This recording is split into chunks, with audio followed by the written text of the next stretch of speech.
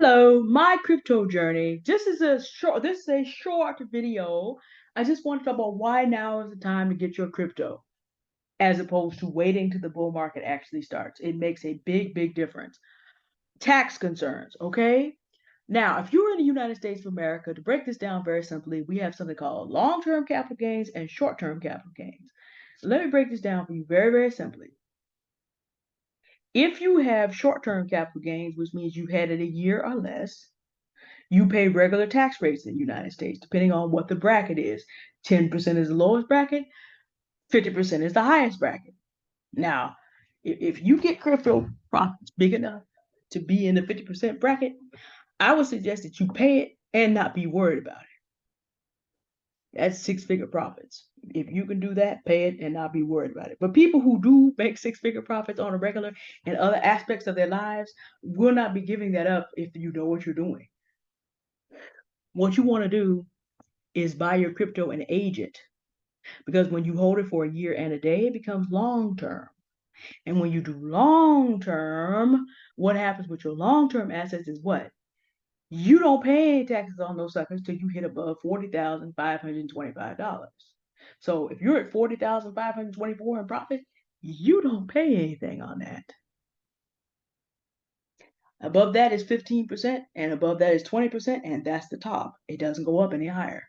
So you made that same six figures in profit, and you pay 20% on it instead by having it a year and a day. This is why I am doing these videos in the middle of a bear market, because I am trying to give you an opportunity to save some money. All right, let's take small numbers and then go to a bigger number and then go to a big number. You're new in crypto. You get your Hive sweat equity together and you have 500 Hives sitting around and you have it sitting around. You start this year and you have 500 Hive by a reasonable number if you start today. Let's say you have 500 Hive by the close of the year, December 31st, okay? Or 500 HBD, either one. Probably doable. You have to work very, very hard, but it can happen. 500, you just buy it. 500 Hive today is only going to cost you about $180. So you go on Peak D, you buy it with your credit card, you got $180 with Hive sitting there at about 36 cents. And you have it by, well, let's take June 1st. All right. So you have that in hand by June 1st, and you just, put that up there and let that sit up and make interest. So you buy $180 in HBD and you leave it there at 20% interest. Let's say you do it today, okay? If you hold that until June 2nd of 2024, whatever profit you make is yours because you're not going to make enough profit on that Hive by then to go above $40,000. If sometime between now and January 1st, 2025 or thereabouts, Hive goes back up to $3 and you bought it at 35 cents, your $180 worth of Hive is now worth more like 18, 19. It's not quite 10 times up, 9 times up. So you got $1,600 there. So you take the 1,600 and you subtract the 180 that you purchased it. Yeah, you got a nice 1480, 1490 in profit.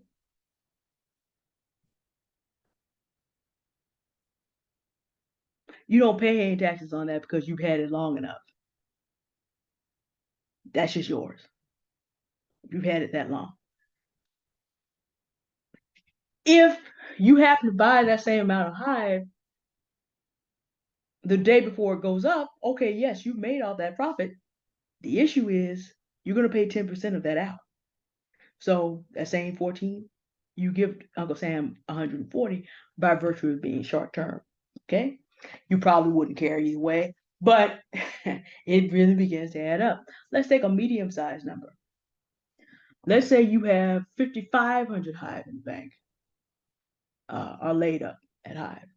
And like I said, today it's worth 35 cents. You get to the end of the year and you've had it there and you take it out on January 1st and Hive has gone to $3.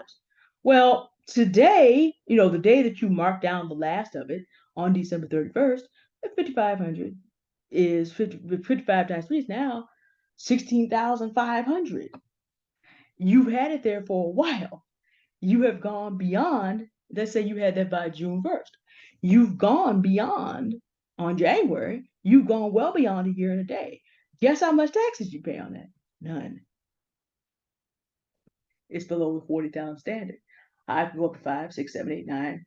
If I go up to 8 before you would have to pay taxes but you're paying it in the long-term capital gains bracket. So yeah, you're gonna pay 50% taxes on what's above $40,000. So you're paying 20% taxes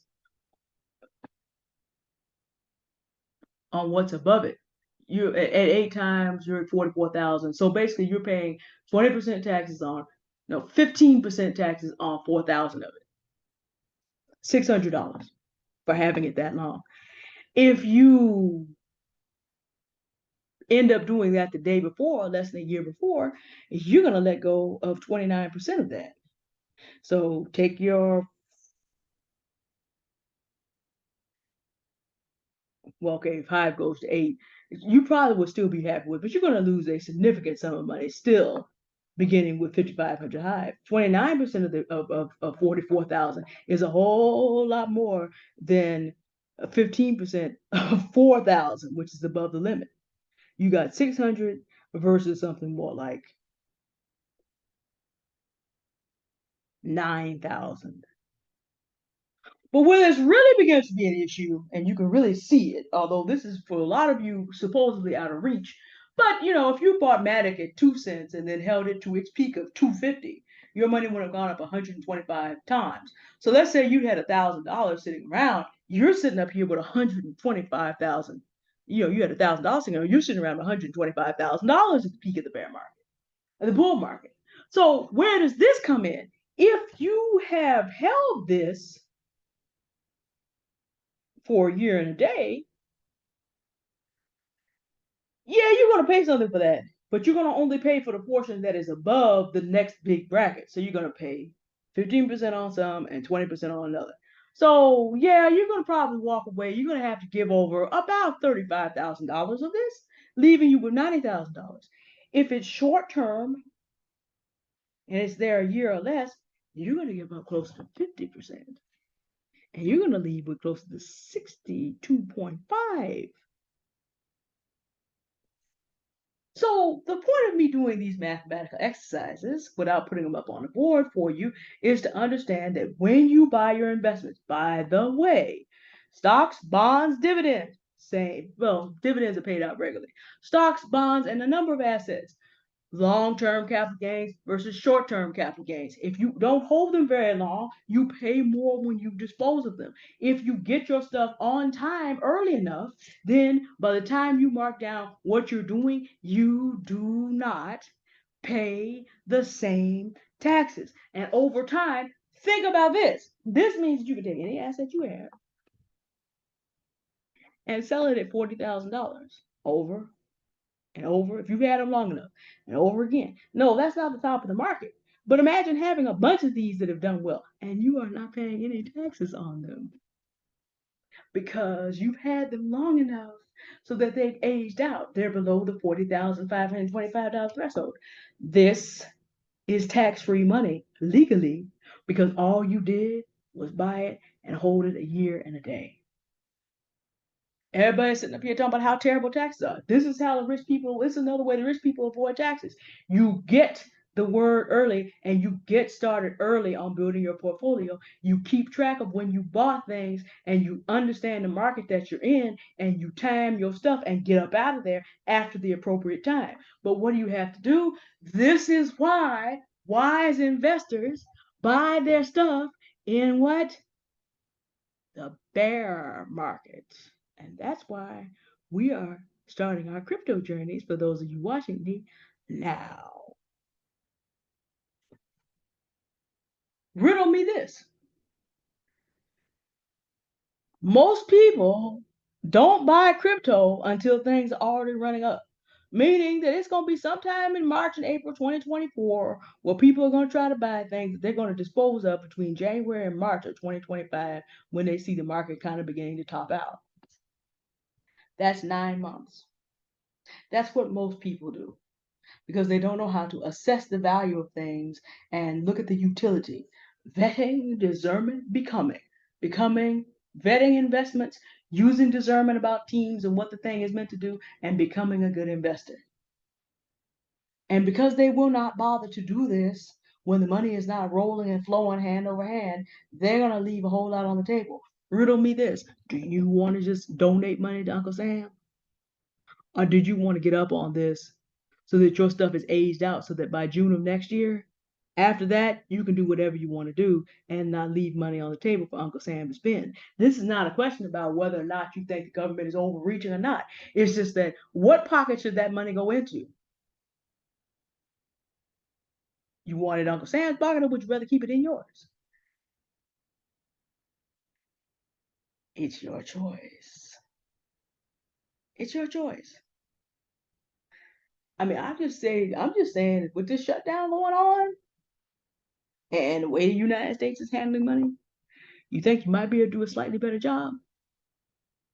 Then you're going to want to know the difference between long-term and short-term capital and gains tax, and you're going to want to start your crypto journey while people are not paying attention to it, while the masses are not paying attention to it. This is when you do it. Oh, there's a recession. And this is when people who are truly rich do their investments. Because by the time you ride that wave back up, they're cashing out and going to Cancun on stuff that they bought now.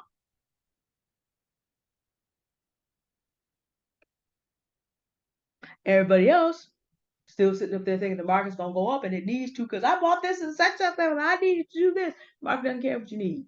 If you get in at the right time, you're the one that gets to ride it up 10, 15, 20, 30, 40, 50, 56, 70, 80 times. Most people who come in when the market gets hot are only going to see 2 or 3 times up their investment. And that's not bad if you have plenty of money around. But if you're starting from someone who doesn't have a lot of money, you want to get in and begin assessing these projects or getting this sweat equity and turning it into well-known. For those of you who are new, you probably want to get into crypto blue chips and get them where they're about to go up 3 or 4 times. And really start to learn what smaller cryptos are probably going to be worth your time. Now, I am taking a new crypto course. I'll be able to pass on some tips and recommend something to you that will allow you to go in and make your own assessments. But I got to check it out first. I can't just put out everything to the people.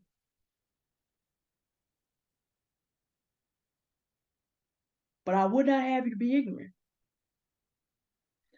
Now's the time to begin your journey. Begin putting up just a little bit. If you don't feel comfortable buying it, put up some sweat equity. That you can change Bitcoin. I'm going to do the video soon about how to exchange your Hive to Bitcoin. And once you have Bitcoin, you can buy anything else on the market with Bitcoin. Time to get started. It's not yesterday, because you can't do yesterday. But you don't want to wait till people start piling in and are excited about it, because running, and piling in. They're going to pay on the back end for not starting on time heavily in short-term capital gains taxes, and won't know any better, so they won't feel no type of way about it. But you'll be paying the long-term capital gains taxes and taking more of your money home from your learning how to do these things. All right, that was just a short thought. I will be back in the near future. I'm still kind of perfecting my methods so I can demonstrate them to you correctly. Okay?